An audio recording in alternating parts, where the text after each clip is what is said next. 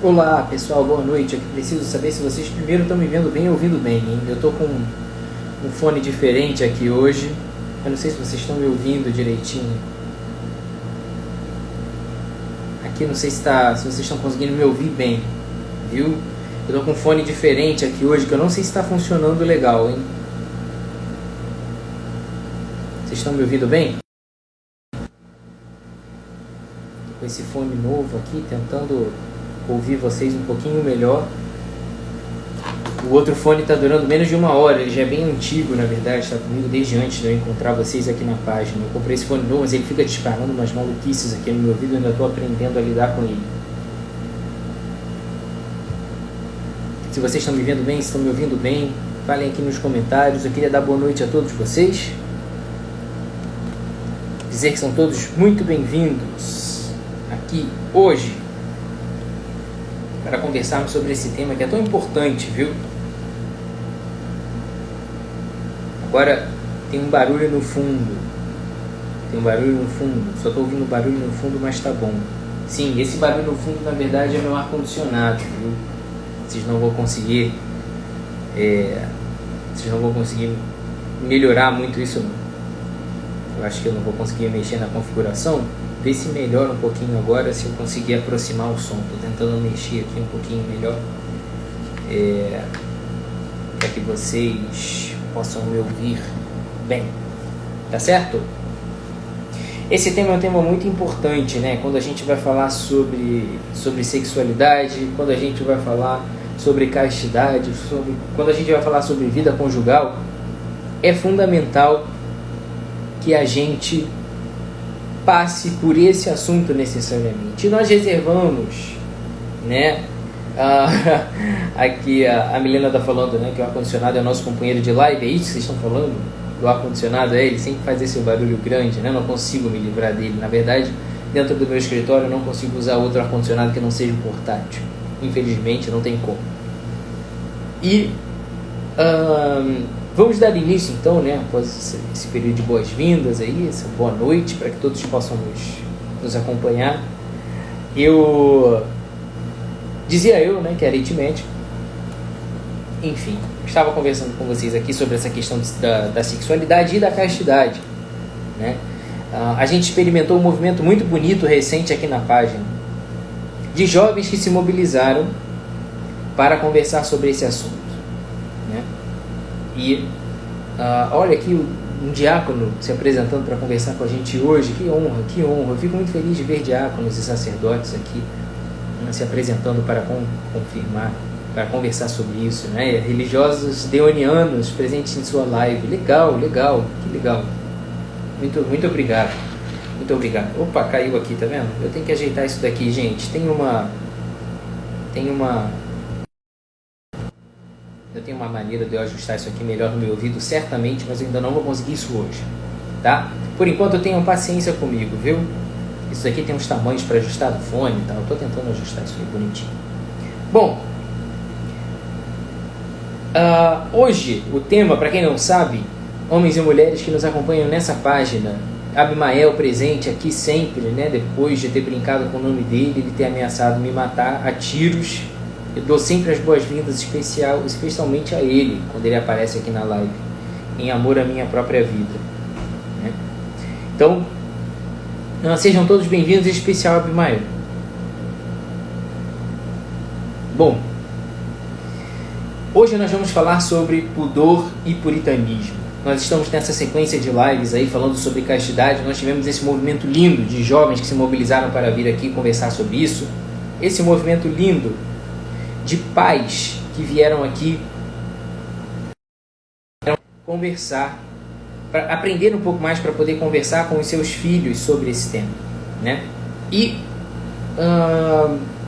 eu acho que esse tema do pudor e do puritanismo talvez seja o mais difícil da gente tratar quando a gente está falando, ô cacete, esse negócio já caiu de novo. Vê se vocês continuam me ouvindo assim, esse fone da direita, porque essa merda não entrou direito no meu ouvido ainda.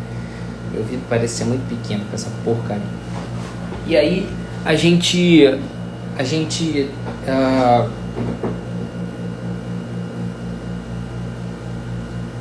acho que agora vai, hein? Eu nunca vi um negócio desse. enfim. Mas quando a gente começa a falar sobre sexualidade de uma maneira geral, a gente não pode deixar de falar sobre esse tema do pudor e do puritanismo. Por quê? Quando a gente está querendo conversar, quando a gente precisa falar sobre esse tema, nós precisamos lançar uma luz, né, específica sobre esta questão. O entendimento sobre o que é o pudor saudável e o que é um puritanismo doentio, né, ele passa muito pelo entendimento do que é a própria sexualidade e a condição sexual do homem. E por isso, o debate desse tema vem dentro dessa crescente que nós estamos tendo aqui dentro da página, né? Então, primeiro nós conversamos muito bem sobre sexualidade, pontuamos o que está ali. Vocês que estão aqui nos acompanhando há algum tempo sabem que eu venho falando para vocês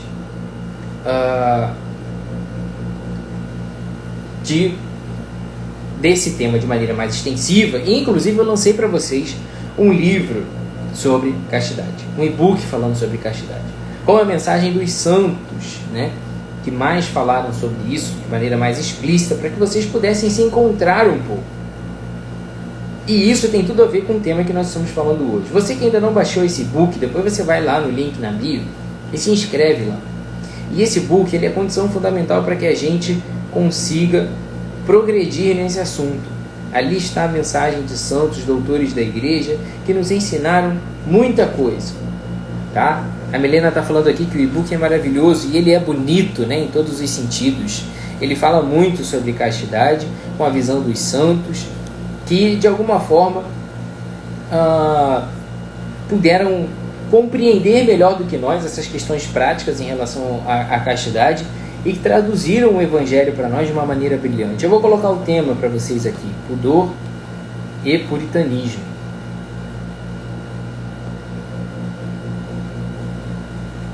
Vocês que estão dizendo aí que está travando, tá? É só vocês reverem a internet de vocês. Não está travando. A maioria das pessoas que estão aqui conversaram, já me falaram que está tudo bem. E esse é um tema fundamental que eu quis trazer para vocês hoje, porque eu vejo muitos jovens, né? Muitos jovens e muitos adultos também no começo da sua vida conjugal ou no começo de qualquer relacionamento, na verdade vivendo reféns desse medo de cair em tentação. E que muitas vezes vivem a vida inteira correndo atrás do próprio rabo, pensando nesse tema sobre castidade, e que vivem uma vida em função de se confessar e pecar novamente. Nós precisamos primeiro entender aquilo que é a sexualidade humana, para depois entender a sua manifestação, aonde ela pode se expressar de maneira saudável e segura, e aonde nós temos que trabalhar para que a gente possa se livrar de determinados vícios e viver uma vida verdadeiramente casta, né? Então eu vejo muitas vezes jovens entrando em contato comigo porque já tiveram relações sexuais, ou já viveram relacionamentos com relações sexuais e sabem os prejuízos que isso trouxe para esses relacionamentos. Eu vejo casais que são de longo tempo de casados e que vivem os dilemas de uma vida conjugal, que tem que lutar e dividir espaço com a pornografia, com a masturbação. Eu vejo casais ou pessoas que ainda nem são propriamente namoradas de ninguém, não são noivas, não estão solteiras, né, de alguma forma, e que vivem reféns dessa vida de confissão, porque não conseguem de alguma forma lidar com isso de maneira tranquila, entender que a castidade é muito mais do que casar virgem, por exemplo. Quando nós estamos falando de pudor e puritanismo, nós estamos falando desse pleno entendimento do que é a sexualidade humana. E a primeira coisa que nós precisamos entender é que o sexo, ele não é uma forma, um tipo de amor, mas ele é a própria expressão desse amor profundo e pessoal. Portanto, aquelas pessoas que vivem reféns, né, de viver uma castidade pela virgindade ou pela vida de continência, elas não conseguem entender que viver uma sexualidade saudável significa colocá-la no seu devido lugar e não simplesmente reprimir esse pensamento e esse entendimento do que é a sexualidade. esse experimentar a sua condição sexual. Eu não estou falando de experimentar a condição sexual em viver passando a mão na periquita ou no pinto dos outros.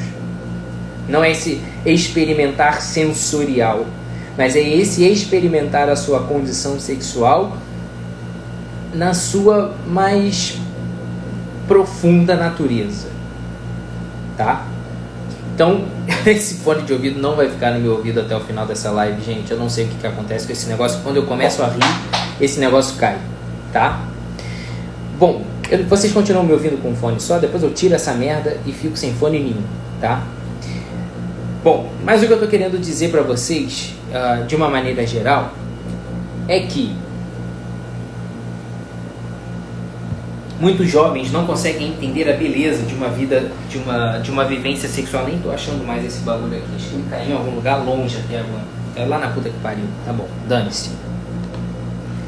O que as pessoas não conseguem entender, na verdade, é que a gente, na grande maioria das vezes, olha para a questão sexual do ponto de vista material ou biológico, tá? Então acontece que durante boa parte do tempo as pessoas reduzem a visão sobre sexualidade a uma questão simplesmente da relação sexual e não trabalham nenhuma das virtudes que vão fortalecer a vontade do homem, o homem enquanto indivíduo, tá? Não estou falando do homem sexo masculino, tá? E quando a gente não consegue enxergar a beleza e a profundidade da sexualidade, a gente não consegue abordá-lo da maneira adequada. E essas pessoas vivem reféns desta condição, né, de casarem virgens. Ou simplesmente de não assistir pornografia naquele determinado dia, ou de não se masturbar naquele determinado dia. E vão contando os dias em que não estão pecando, né, um após o outro, como se fosse uma conta matemática, uma questão matemática a ser cumprida. Até aquele próprio pensamento do por hoje não, associando isso à experimentação de outras drogas, por exemplo, né, de outros vícios, por exemplo, isso me desagrada de alguma forma. Porque isso me faz acreditar no homem pensando nesta possibilidade, equiparando essa questão sexual a esses outros vícios que o homem pode desenvolver ao longo da vida. Mas quando nós estamos falando de uma sexualidade desenfreada e mal compreendida, ela pode acontecer para os dois lados, tanto no excesso quanto na ausência de uma sexualidade bem vivida. Vejam a diferença do que nós estamos falando em relação à distorção da sexualidade humana. Porque se eu falo com vocês que o problema da sexualidade é a sexualidade desenfreada, nós estamos caindo naturalmente nessa visão puritanista de que a sexualidade é quase que essencialmente uma coisa má, de que ela está relacionada ao egoísmo humano, à vaidade humana, né? A essa necessidade instintiva do homem ter relações sexuais. Isso já é um prejuízo tamanho, porque é dessa noção depravada e distorcida sobre sexualidade que nasce o puritanismo e nasce o excesso. A raiz do mal é a mesma. A postura que se toma em relação a isso é que muda, mas a raiz do mal é a mesma. Nós precisamos primeiro entender que homem e mulher criados nessa condição sexual distinta e que, portanto, com este movimento de atração natural entre um e outro, esta condição é pura e simplesmente boa. Deus viu que era bom. Deus olhou para Adão e disse: não é bom que o homem esteja só, e criou a mulher, não como um segundo sexo, mas como uma existência fundamental para que eles se complementassem.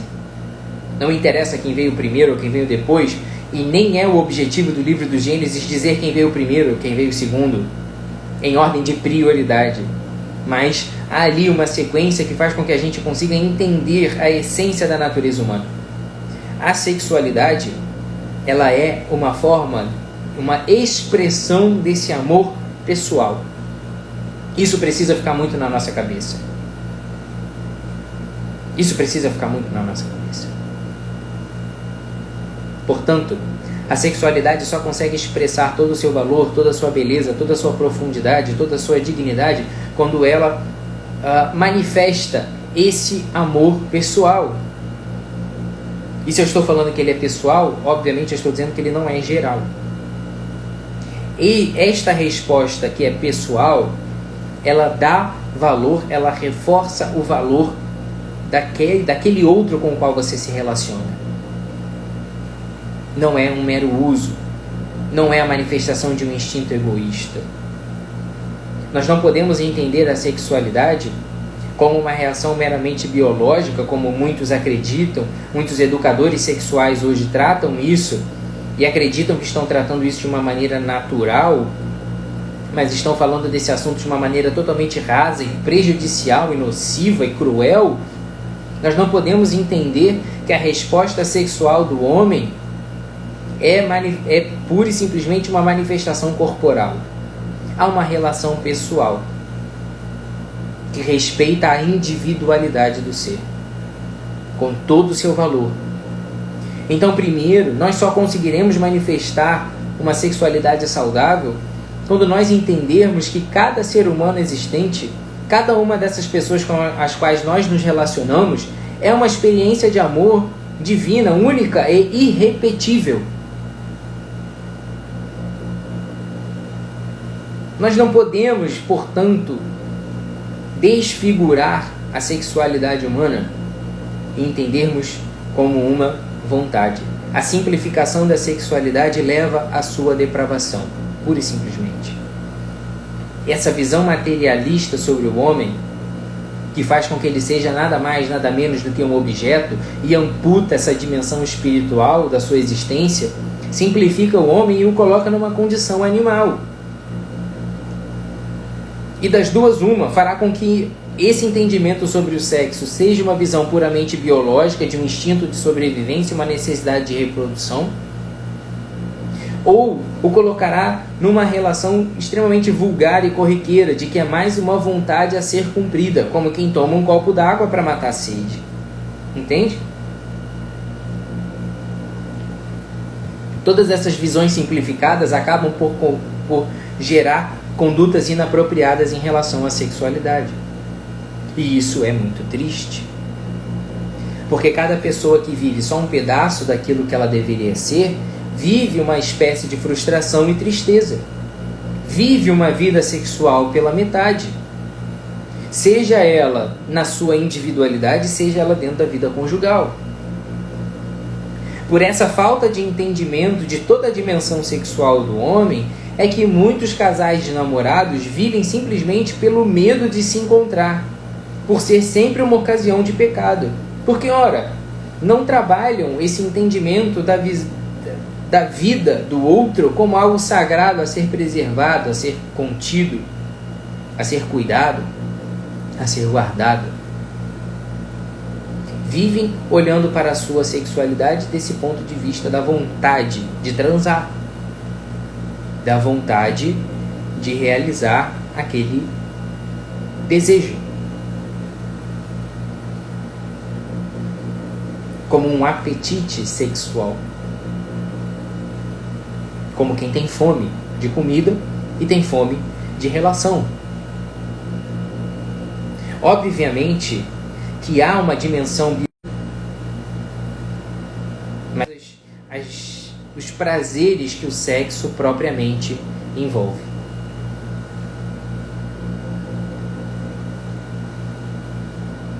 São aquelas pessoas que vivem inúmeras experiências sexuais, mas se sentem sempre reféns dessas próprias relações. Ditam, a sua vida, muitas vezes por esses relacionamentos superficiais. São pessoas muitas vezes inseguras. São pessoas muitas vezes que se encontram muitas vezes em situações indignas e por mais que se sintam poderosas nessa capacidade de atração sexual, não conseguem perceber na sua vida aquele único amado para o qual ela é fundamental e insubstituível. São aquelas pessoas que têm a todos, mas não têm ninguém. Isso gera essa sensação de falta de preenchimento, de falta de sentido. Porque o que realiza verdadeiramente o ser humano é essa capacidade de amar e ser amado. E é dentro desse entendimento, dentro dessa percepção de que existe alguém diante de você que é totalmente digno de um amor profundo e totalmente digno de te amar profundamente, é dentro deste ambiente seguro que a sexualidade consegue se manifestar de maneira saudável, segura, sem medo de se perder, sem medo de ser simplesmente um mau uso das pessoas.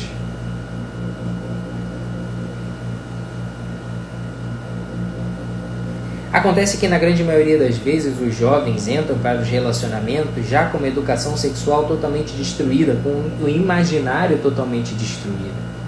Porque hoje nós enfrentamos grandes dilemas na formação da sexualidade humana. Primeiro, nós passamos por uma educação sexual ausente na infância, não é mesmo? Nós não encontramos, famílias estruturadas que consigam formar esse entendimento sobre esse amor sobrenatural do pai e da mãe, por exemplo, que é capaz de gerar a vida. A falta dessa referência de pai e mãe que ensinam sobre esse amor gerador de vida, esse amor generoso, esse amor entregue, esse amor comprometido, gera adolescentes totalmente desconexos da sua realidade, que começam a lidar com as suas vontades e com esses impulsos sexuais que naturalmente existem por uma questão fisiológica, claro, hormonal, neurológica. Essas vontades, elas vêm dessa própria constatação de que homem e mulher são diferentes e que há uma vontade de se complementar. Há uma dimensão biológica ali que é inevitável. O desejo sexual, ele não é mal por si só.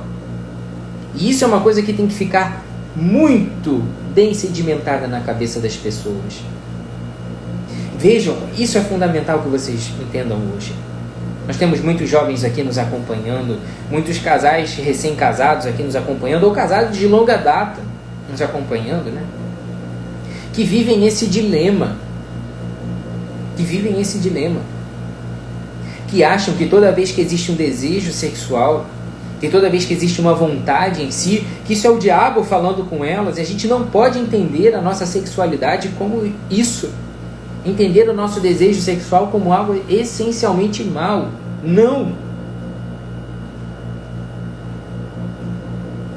O nosso desejo sexual, ele pode ser poluído por uma visão egoísta que transformou os outros à sua volta num mero instrumento de realização do teu prazer. Aí sim entra a atitude errada de guiar o teu desejo sexual para uma vontade superficial de usar o outro.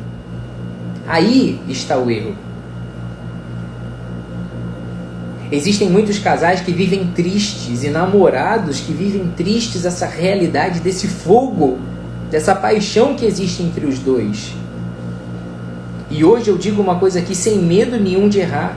É bom que esses casais tenham essa vontade e esse fogo. Mas é fundamental que saibam guiar essa vontade para o lugar certo. É por isso que eu não cheguei nessa live de pudor e puritanismo antes de falar com vocês sobre um verdadeiro namoro cristão, como nós falamos nas últimas lives.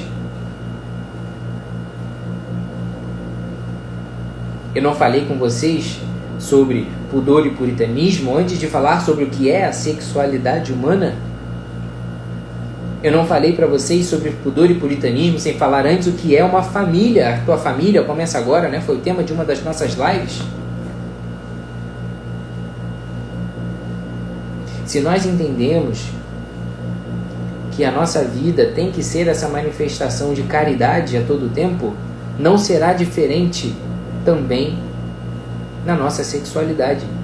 O Jeb está aqui, um grande prazer, acabei de ver o seu comentário. Acabei de ver o comentário do João Malheiros aqui, um grande amigo, por quem eu tenho uma grande admiração no Colégio Porto Real, lá está ensinando no 5º ano. E os alunos ficam emocionados com a beleza do amor dos pais. Olha que loucura isso. Eu tive uma live com o Jeb aqui, com o João, em que nós falamos sobre educação sexual. E que essa visão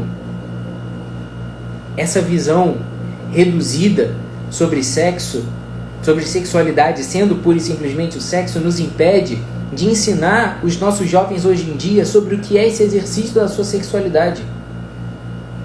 Isso é uma tristeza, que nós tenhamos jovens que se surpreendem com a constatação de que a sua existência é fruto de um amor sexual e que, portanto, nós não podemos encarar esse amor sexual como algo impuro na sua origem.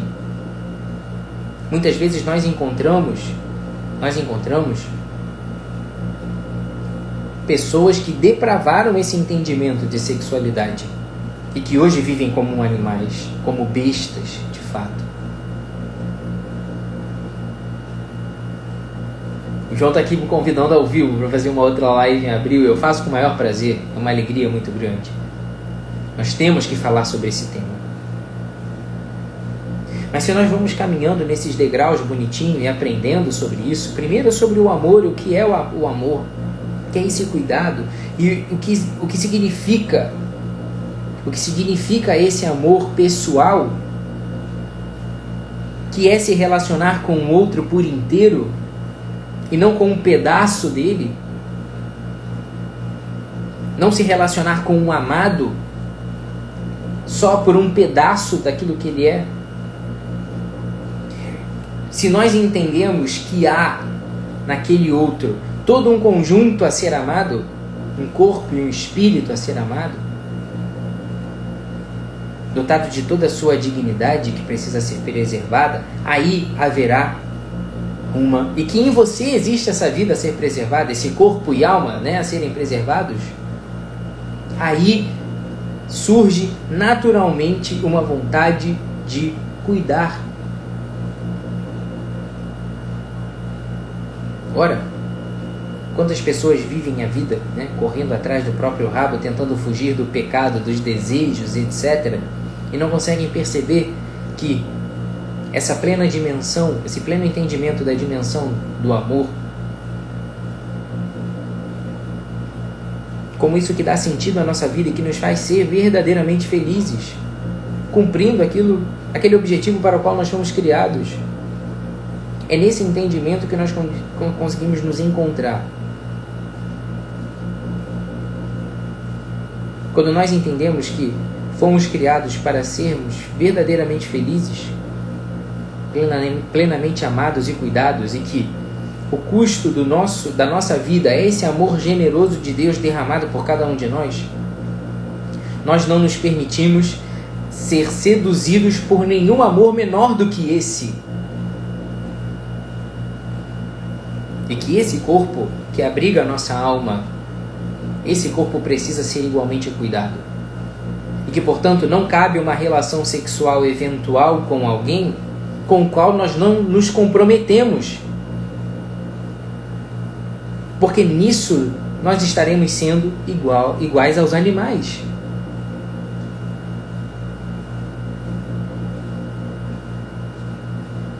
O que há de extraordinário nesse amor humano?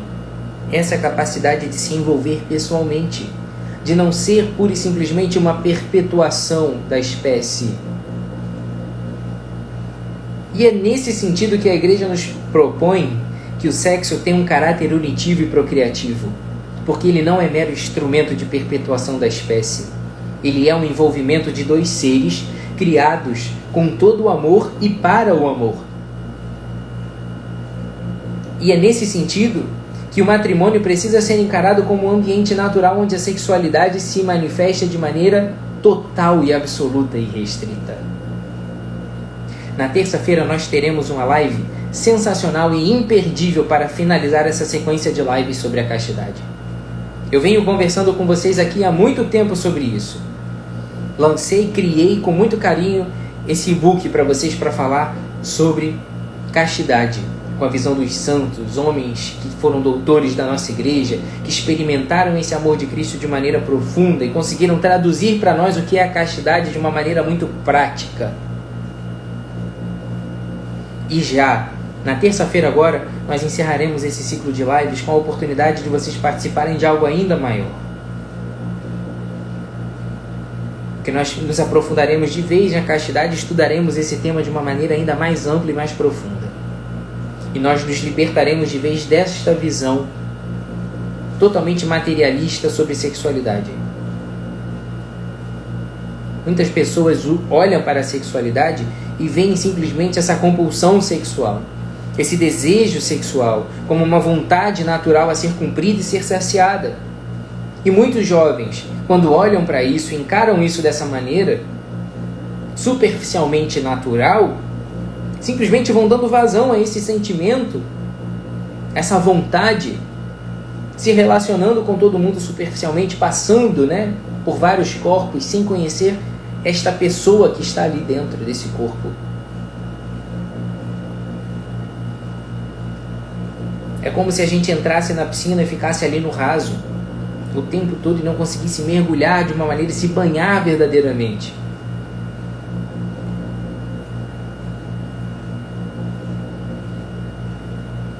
Essa vulgarização, essa superficialização do sexo é o que leva a essa postura repulsiva quando se caminha para o outro lado do puritanismo.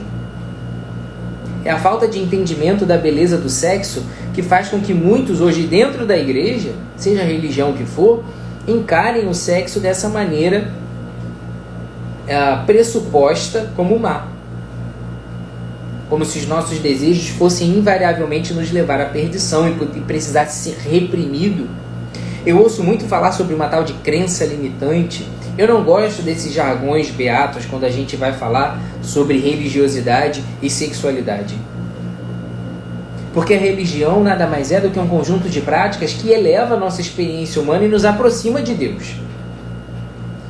E quando nós buscamos uma prática religiosa, quando nós entendemos essa dimensão espiritual do homem, que é essa vocação para a eternidade, para uma felicidade plena, que virá por esse conhecimento do amor verdadeiro, nós não podemos entender que neste meio existe algo que seja essencialmente mal.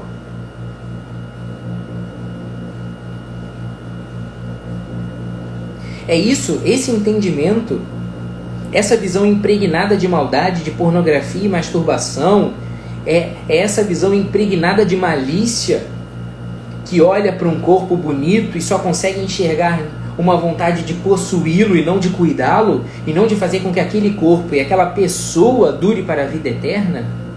É essa visão materialista sobre os outros que faz com que cada vez mais jovens e casais, casados inclusive, sufoquem os seus desejos em nome de uma vida casta, que nada mais é do que uma vida ceifada. Nós não podemos aceitar que jovens e adultos estejam construindo a sua sexualidade reféns do medo de pecar, mas que mirem, que direcionem a sua vida sexual por uma vontade de ir para a eternidade e levar consigo aquele que é o seu amado. É daí que nasce essa vontade natural de cuidar do seu parceiro, de cuidar da sua parceira. Enquanto vocês viverem a vida de vocês e entenderem a castidade como um medo de ir para o inferno por transar antes do casamento, vocês vão cair. E enquanto vocês olharem para o sexo e entenderem ele como uma coisa essencialmente má, da qual se deve fugir a todo custo para não se cair em tentação, vocês também cairão, porque o medo não sustenta a atitude de ninguém.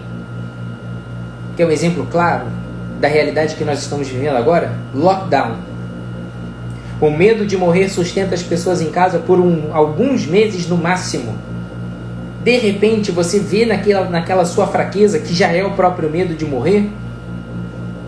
Dentro daquele próprio medo de morrer existe um momento de fraqueza em que você relaxa e você não consegue se segurar, porque não é dessa maneira que você deve pautar as suas atitudes. O medo de pecar e o medo de ir para o inferno jamais segurarão os teus impulsos sexuais. Como disse São Bernardo, e eu fiz questão de colocar isso no livro, onde o amor emerge, ele segura todos os impulsos e sublima-os no próprio amor. Só há uma força maior do que o teu impulso sexual, que é capaz de colocá-lo no seu devido lugar. É a vontade de amar. É a vontade de durar para a eternidade. É a vontade de estar na presença de Deus. É a vontade de ser feliz, em sintonia com aquilo que sonhou para você o teu Criador. Nós seremos felizes e realizados à medida que nós realizamos este projeto. E que projeto é esse, afinal? É de nós sermos verdadeiramente livres. Eis o segredo da felicidade humana. Ser verdadeiramente livre.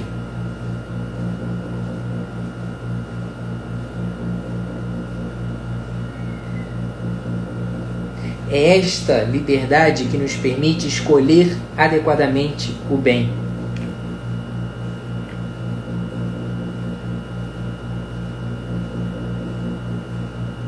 Se nós olhamos para a vida e conseguimos reconhecer nela a beleza que existe no amor entre homem e mulher, a sexualidade se coloca no devido lugar.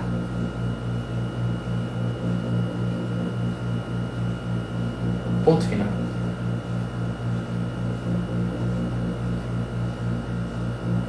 Nós não podemos entender o nosso instinto sexual, o nosso desejo sexual, não vou colocar como instinto, porque isso é perigoso. Nós não podemos olhar para o nosso desejo sexual como o diabo falando no nosso ouvido de que nós temos que transar. Não podemos olhar para isso. Essa vontade de estar com o nosso amado, ela é genuinamente boa. Só é depravada por um instinto egoísta que nós temos de querermos usar a todo tempo. Quantos casais ficam nesse jogo emocional e vão acobertando esse instinto egoísta, dando as mais esfarrapadas desculpas para provocar o outro e ceder nos seus desejos sexuais, chamando isso de amor, quando na verdade estão impondo ao outro uma vontade que não está em sintonia com o outro. Quantos casais hoje, quantas mulheres e homens hoje são reféns dos desejos sexuais do outro?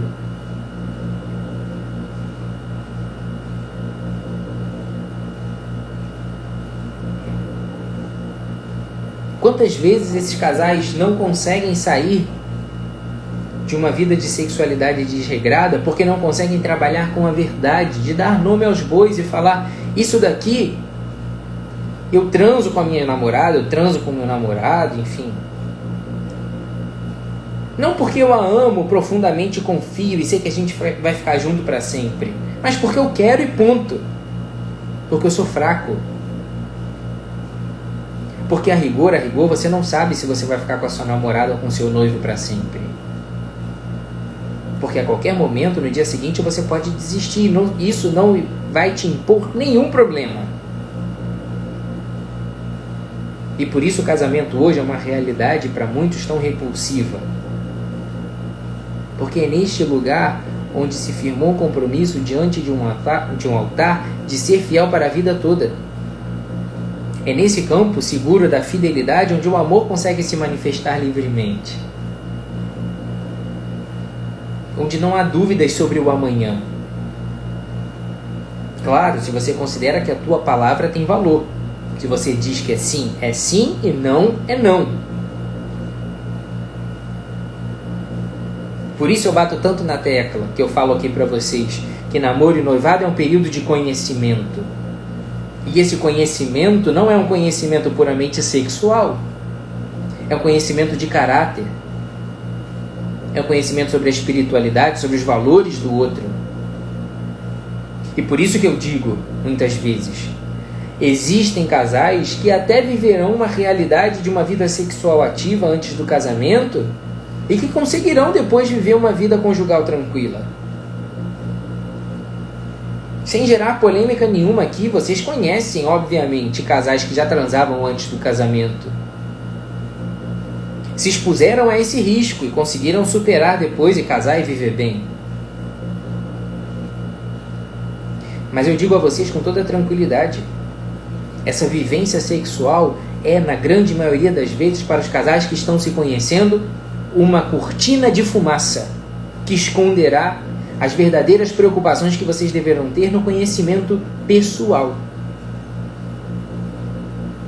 Ora, olhem para os pais de vocês sem nenhuma hipocrisia. Muitos casamentos de sucesso de pessoas que não tinham nem conhecimento sobre castidade e tinham vida sexual ativa antes de se casar. E conseguiram se encontrar e se amar verdadeiramente depois também. Beleza, Deus sempre dá uma oportunidade para todos, claro. Agora, cada vez que o homem cede a esse desejo sexual e desvia o olhar sobre o que realmente importa nesse processo de enamorar-se, dentro de um namoro, de um noivado, na grande maioria das vezes, isso é meio caminho andado para o fracasso. É meio caminho andado para o fracasso. Porque na grande maioria das vezes, o saciar esse ímpeto sexual conforta o coração dessas pessoas e se torna um afago para aquelas pequenas desavenças do dia a dia para a qual você fecha os olhos em nome de uma realização pura e simplesmente sexual. Invariavelmente, essa vida sexual de sucesso pode desviar o olhar de questões fundamentais para as quais você deve estar atento no processo de conhecimento do outro. Eu sempre falo aqui da beleza, da profundidade da sabedoria de Nossa Senhora. Interpelada anunciada, pelo anjo, sobre a beleza de conceber o Filho de Deus, Maria o interpela e com a seguinte frase: como isso se dará se eu não conheço homem algum? Esse termo conhecer é de uma profundidade, porque a Virgem Maria, na sua humildade, daquele povo simples, daquela menina que não tinha grandes estudos, que não os estudos sobre a palavra de Deus, essa mulher já tinha reconhecido, essa menina dos seus praticamente 15 anos, essa menina reconhecia na simplicidade dos seus estudos que ter relações sexuais com alguém é essa última instância de conhecimento do amado, e que não se pode chegar até essa última instância sem passar por todas as outras.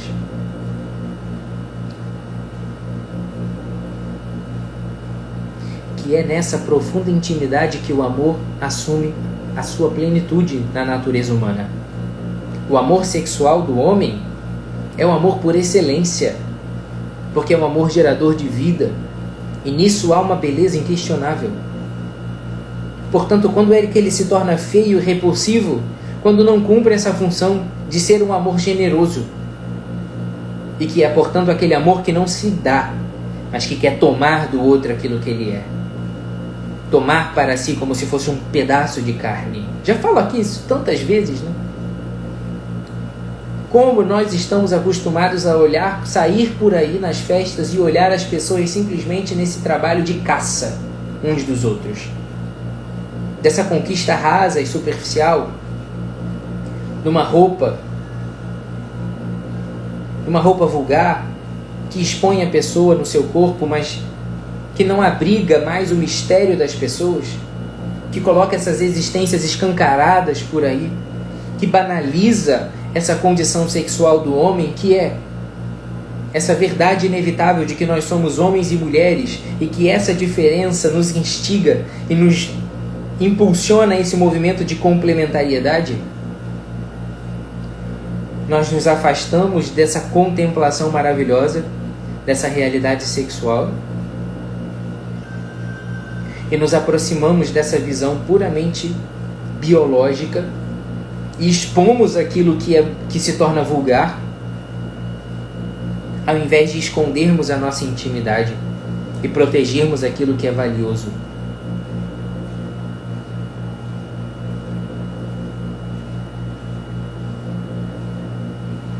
Aí está a grande diferença entre o pudor sadio e o puritanismo. A raiz do puritanismo é o entendimento depravado de que o sexo é mau, porque não consegue enxergá-lo como a realização de um amor profundo, único, exclusivo, individual, indissolúvel, por um compromisso de fidelidade até que a morte nos separe. O puritanismo é uma postura de vergonha de si, aonde vocês conseguem perceber de maneira poética e romântica esta postura tão emblemática nas Sagradas Escrituras? Aonde vocês veem isso? Digam-me vocês aqui nos comentários. Aonde vocês veem uma postura vergonhosa sobre a sua intimidade? Não é isso que aparece no texto de Adão e Eva no livro do Gênesis?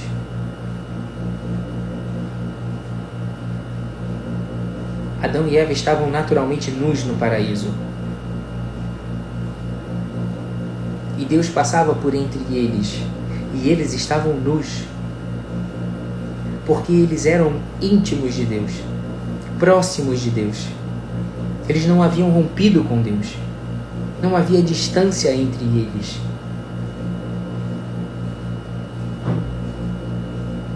Até que o pecado entra nesta relação. A desobediência entra nesta relação. E na quebra desta relação de confiança, há um distanciamento natural. Aí, Adão e Eva veem a necessidade de se cobrir, porque perdem a sua intimidade com Deus. E se escondem. Se protegem.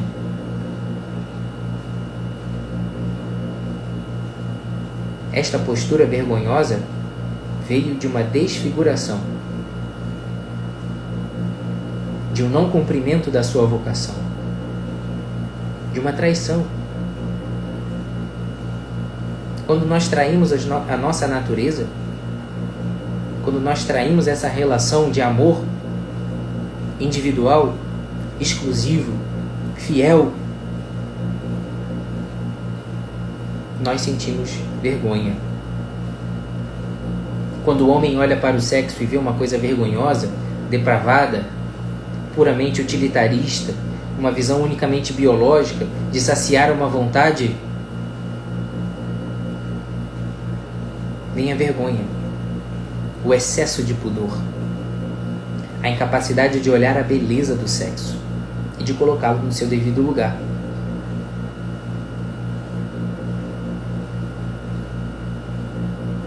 São essas pessoas que não querem nem ouvir brincadeira, porque só conseguem olhar para o sexo e pensar em impurezas. E onde está essa impureza? No sexo em si? Não. Mas na cabeça dessas pessoas egoístas e vaidosas. Ao contrário, a pessoa que enxerga a beleza da sexualidade, tudo o que ela significa e o tesouro que é, a sua virgindade, por exemplo, a sua intimidade, ela não a esconde, mas abriga este lugar sagrado que só será visitado por uma única e exclusiva pessoa dentro de si. O pudor, portanto, é uma atitude prudente de quem sabe o quanto vale e quanto vale o outro, porque quem tem o pudor dentro de si não se expõe e não escandaliza também o outro. E por isso não o coloca numa situação de pecado. Portanto, aqueles casais que se amam genuinamente procuram evitar as situações de escândalo do outro. Por isso, aqueles casais que se amam exercitam a vida espiritual. Por isso, aqueles casais que se amam vivem uma rotina de oração, um pelo outro, ou juntos, uma rotina de confissão, uma rotina de comunhão, uma rotina de jejum, uma vida caridosa. Caridosa genuinamente, eu já falei isso aqui uma vez nos stories. Cuidado com as pessoas que querem ser heróis da humanidade. Querem acabar com a fome na África, assumem militâncias para controlar o aquecimento global. Essas pessoas não querem comprometimento com nada. Acreditem naqueles seres humanos que querem transformar vidas. Porque a caridade é o amor em ação. Quem não é caridoso não vive a castidade. Quem não faz jejum não vive a castidade, porque não domina suas paixões. Quem não ora não vive a castidade, porque não cria intimidade com a verdade. Não consegue dar nome aos bois, não consegue reconhecer as suas vaidades, não consegue reconhecer a sua miséria interior. Estará sempre criando desculpas para um sexo descompromissado.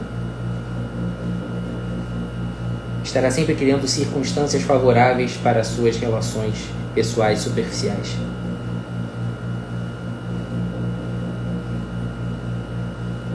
É bonito de ver aquele casal de namorados que se ama,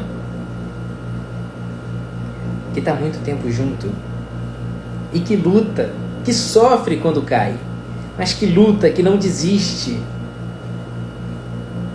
Diferente daquele casal que diz: nós temos uma vida sexual muito bem resolvida. A gente não vê problema nenhum em transar.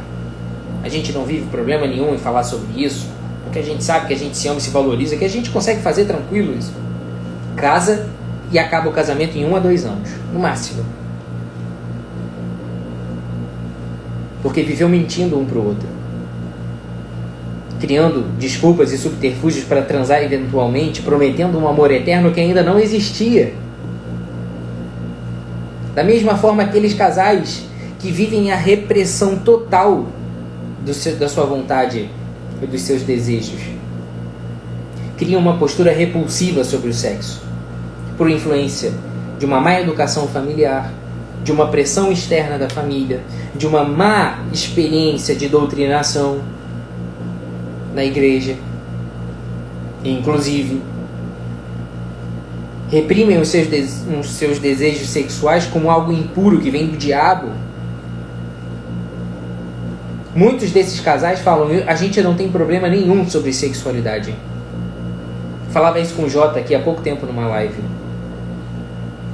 sobre a deformação da sexualidade masculina, que vale para qualquer um, homens e mulheres. Desconfie desses casais que falam que eu não tenho problema para viver a sexualidade, eu não tenho problema para viver a castidade. A gente tem total domínio sobre isso. Não tem vontade nenhuma de pecar. Cuidado. Essa postura em geral esconde uma visão puritanista. Não tem dificuldade nenhuma para controlar o sexo durante o namoro e o noivado. E igualmente não terão vontade nenhuma de transar depois de casar. Ou terão como consequência disso dor na relação, vaginismo, ausência de orgasmo, disfunção erétil. É triste nós reconhecermos que muitas pessoas têm a vontade louvável de viver a castidade,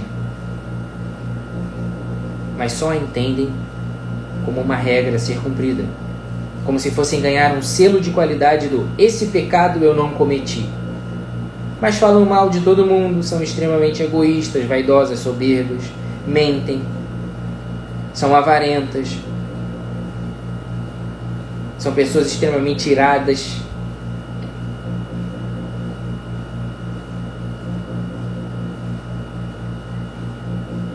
Facilmente se irritam com qualquer coisa.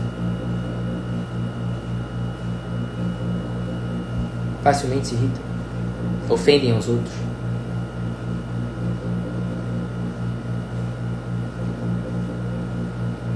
E resumem o seu selo de cristianismo verdadeiro a serem virgens. E quando casam, experimentam um verdadeiro terror na vida sexual. Isso não é propriamente nem crença limitante, como se diz muito isso, né? Esse termo virou um jargão, crença limitante. Na verdade, essas pessoas não creem de fato. Elas são reféns do medo. E a gente não pode viver refém do medo. Nós não podemos impulsionar as nossas atitudes pelo medo de pecar e cair no inferno. Porque o inferno não é para aqueles que erraram. O inferno é para aqueles que desistiram de acertar. Enquanto houver tentativa, haverá uma mínima possibilidade de misericórdia. É nessa mínima possibilidade de misericórdia que a abundância do amor de Deus sempre prevalecerá. Portanto, a vida de castidade é uma vida de esperança. É uma vida de luta. Como esses santos que eu enumerei no e-book de castidade, que se atiravam num lago, ou como São Bento, que se atirou numa moita de espinhos para controlar a sua vontade,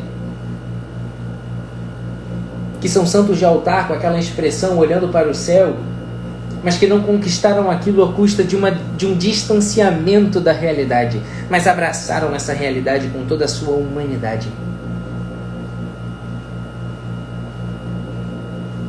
Certa vez aprendi com Ítalo Marcília uma lição preciosíssima.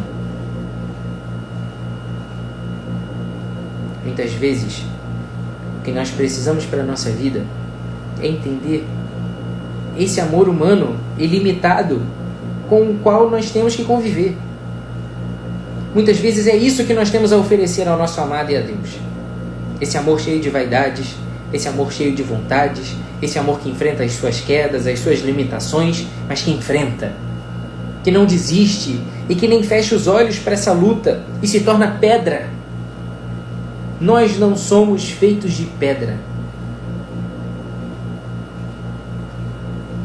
Nós não podemos tornar o nosso coração insensível às custas de sacrificar a nossa sexualidade e perder esta vida de gozo de uma sexualidade bem vivida e bem situada no campo do amor. Muitos, pelo medo de pecar, sacrificam qualquer possibilidade de viver uma vida sexual gostosa de se viver no casamento. E aí entra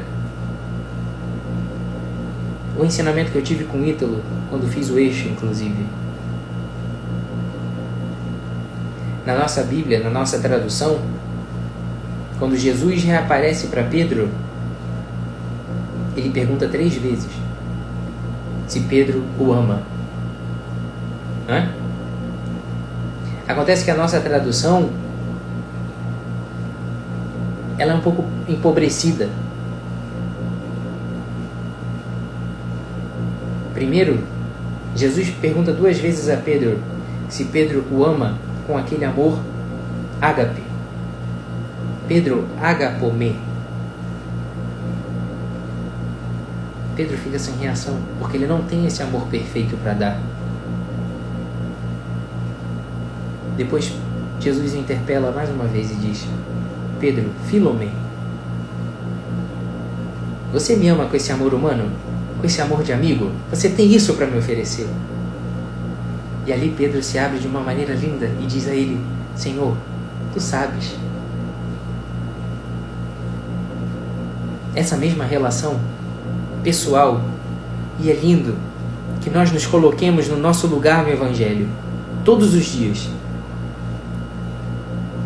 É preciso que nós ocupemos o nosso lugar nessas palavras vivas do Evangelho, porque essa relação de Jesus com Pedro é a mesma relação que se constrói a cada um de nós. Quantas vezes nós não caímos, quantas vezes nesses tropeços que nós temos na nossa sexualidade, nós também não dizemos como Pedro: eu não conheço esse homem. Quantas vezes nós o traímos, nós negamos essa nossa própria natureza, essa vocação para o amor. Quantas vezes nós fugimos de quem nós somos, ou quem nós deveríamos ser. Quantas vezes nós dizemos: eu não conheço esse homem. E nós sabemos em cada situação que nós nos colocamos nisso no nosso relacionamento.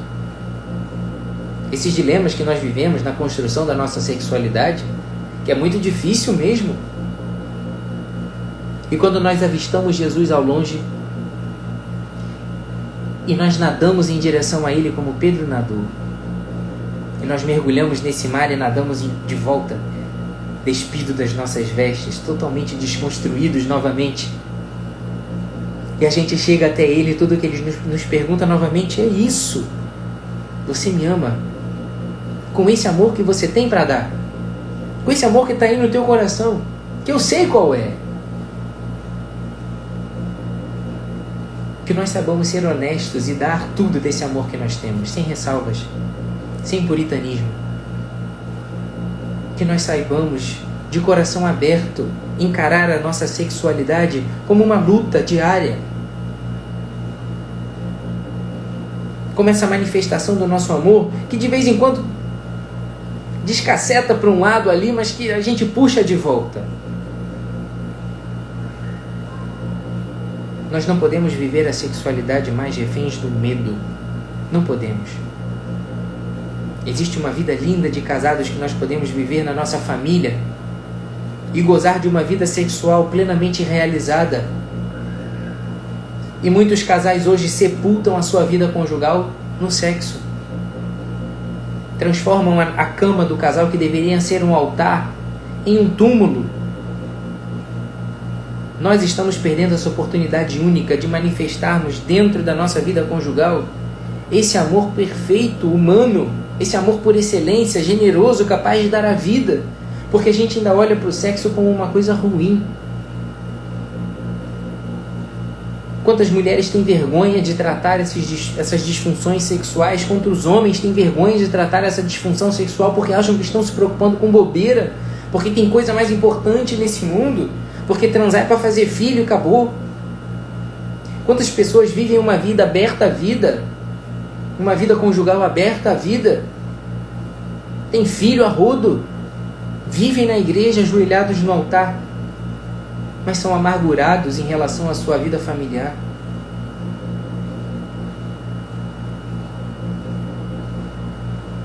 Não tem mais brilho nos olhos quando olham para o seu esposo, para a sua esposa, ou olham para os seus filhos e conseguem ver a personificação desse amor que é generoso,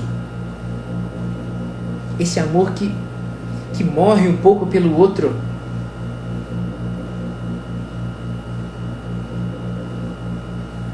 Não deve haver espaço no nosso coração para uma sexualidade depravada, nem pela vulgarização, nem pelo puritanismo, que sacrificam no homem a beleza de uma sexualidade bem vivida. Que nós saiamos dessa live de hoje com essa certeza de que Deus olhou para você e viu que era bom. Você transformou a coisa num pensamento errado. E que, portanto, nós precisamos tomar esse caminho de volta e colocar as coisas no seu devido lugar.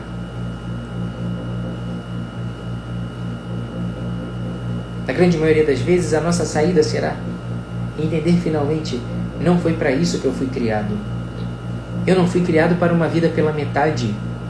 Eu não fui criado para conviver simplesmente com a minha esposa sem ter vontade de estar com ela, sem ter desejo, prazer em estar com ela. Que nós saibamos colocar esse nosso desejo sexual a serviço do amar, sacrificando cada vez mais a nossa existência para cuidar de quem amamos, para levá-lo para a eternidade. Ali frutificará uma vontade, um amor, um desejo sexual generoso, puro. É daí que nasce esse desejo sexual puro. Que nós tenhamos essa coragem de olhar para nós e nos enxergar nesse espelho da verdade. Exorcizar o nosso egoísmo, a nossa vaidade, o nosso orgulho, para que cresça em nós cada vez mais um amor perfeito. É o amor perfeito que realiza a vida sexual do homem. Nós não precisamos procurar a transa perfeita para entendermos que nós estamos verdadeiramente realizados. Basta procurar a pessoa certa e nos entregarmos da maneira certa, encontrarmos esse amor perfeito, que é essa doação irrestrita, e ali a sexualidade se manifestará com todo o seu potencial. Livre de todas as amarras das paixões humanas, das vontades humanas mais passageiras, o amor encontrará o seu lugar. livre de todas as amarras das paixões humanas, o amor encontrará o lugar ideal para crescer. E será livre para se doar verdadeiramente. E ali o homem se realizará também na sua sexualidade. Que nós saibamos nos relacionar enquanto pessoas e não enquanto corpos. Nós somos muito mais do que isso. E só quando nós entendermos de fato que nós somos muito mais do que um corpo com vontades, mas uma alma sedenta de amor, ali a nossa sexualidade poderá crescer com todo o seu potencial. Assim eu me despeço de todos vocês e deixo aqui o aviso de que na terça-feira nós nos encontraremos para encerrar esse ciclo de lives sobre castidade e sexualidade. Eu espero vocês na terça-feira, às 9 horas da noite, para que a gente possa falar dessa oportunidade única que nós teremos, de revirar esse assunto do avesso e entender de uma vez por todas o que é a castidade para você. Nós ainda teremos uma oportunidade única de falar desse assunto, de nos encontrarmos sem hora para acabar, para conversar sobre castidade. E eu quero que você me encontre na terça-feira às 9 horas para conversar sobre isso. Estejam lá pela derradeira vez, para que a gente possa encerrar esse ciclo. Eu fico muito feliz de ver todos vocês aqui me acompanhando, não por mim, mas por essa mensagem que precisa ser propagada. Muito obrigado a todos, viu? Uma boa noite e fiquem com Deus. Até a próxima.